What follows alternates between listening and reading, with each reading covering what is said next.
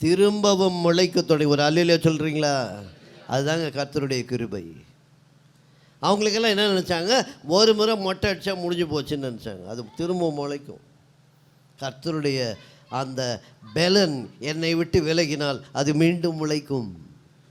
எதிராளிக்கு தெரியாது அது மீண்டும் முளைக்கும் என்று. அவங்க என்ன நினச்சாங்க, இது முளைக்காது, இதோடு அவன் காரியம் முடிந்தது என்று நினைத்தார்கள். ஆனால் அப்படி அல்ல, அது மீண்டும் முளைக்கும். மீண்டும் முளைத்தது. மீண்டும் முளைத்ததும் அந்த பெலன் அவருக்கு வருகிறது, வர தொடங்குகிறது என்பதை நாம் அறிந்து கொள்ள வேண்டும். கடைசி நேரத்தில் மனம் திரும்புகிற சூழ்நிலைக்கு தள்ளப்பட்டது. எந்த நேரத்திலும் கிருபை, கடைசி வேளையிலும் கிருபை. அவர் மரித்ததே கிருபை, அவர் உயிர்த்தெழுந்தது கிருபை, அவர் பாடு மரணம் அடைந்தது கிருபை, சிலுவையில் அவர் மரிச்சாரு, அதுவும் கிருபை, என்மேல் உள்ள கிருபை. ஒருத்தர் கேட்டார், அவர் சிலுவையில் செத்தார், அது எப்படிங்க என் மேலே கிருபை? அப்போ அவர்கிட்ட சொன்னேன், கோழி திருடனை ஜெயிலில் போட்டாங்க, ஜெயிலில் அவனுக்கு கோழிக்கறி போட்டாங்க. இதுதான் அவருடைய கிருபை. நான் செய்த பாவத்திற்காக அவர் சிலுவையில். அவன் யோசித்து பார்ப்பான்ல, என்னடா இதை திருடி தான் நம்மளை இங்கே கொண்டாந்து வச்சாங்க, இப்போ மதியம் லஞ்சுக்கு அதிகம் போடுறாங்களே. அதாங்க கிறிஸ்தவ வாழ்க்கை. நீ செய்கிற பாவத்தில் எல்லாம் உன்னை கிருபை சூழ்ந்து கொள்கிறது. ஹல்லேலூயா. வெரி சிம்பிள் எக்ஸ்ப்ளனேஷன் இதுதான். யாராவது கேட்டாலும் சொல்லுங்கள்.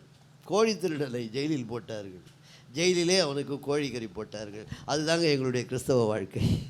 தொடர்ந்து பாவம், தொடர்ந்து ஜெபம், தொடர்ந்து கிருபை. தொடரும் கிருபை, உன்னை தொடரும், சூழ்ந்து கொள்ளும்.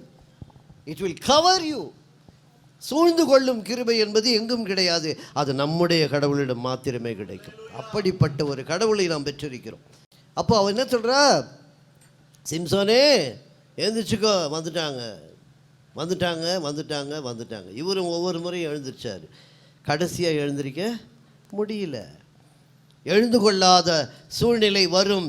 எழுந்து கொள்ள முடியாமல் நீ இருக்கும்போது கர்த்தர் உனக்கு சொல்லுவது என்ன? ஏசாயா 52:1-2. எழும்பு எழும்பு சீயோனே, எழும்பு எழும்பு சீயோனே, உன் வல்லமையை தரித்துக்கொள், உன் வல்லமையை தரித்துக்கொள். பரிசுத்த நகரமாகிய எருசலேமே, உன் அலங்கார வஸ்திரங்களை உடுத்திக்கொள். விருத்த சேதனம் இல்லாதவனும் அசுத்தனும் இனி உன்னிடத்தில் வருவதில்லை. தூசியை உதறிவிட்டு எழுந்திரு. எருசலேமே வீற்றிரு. சிறைப்பட்டு போன சீயோன் குமாரத்தியே, உன் கழுத்தில் உள்ள கட்டுகளை அவிழ்த்து விடு.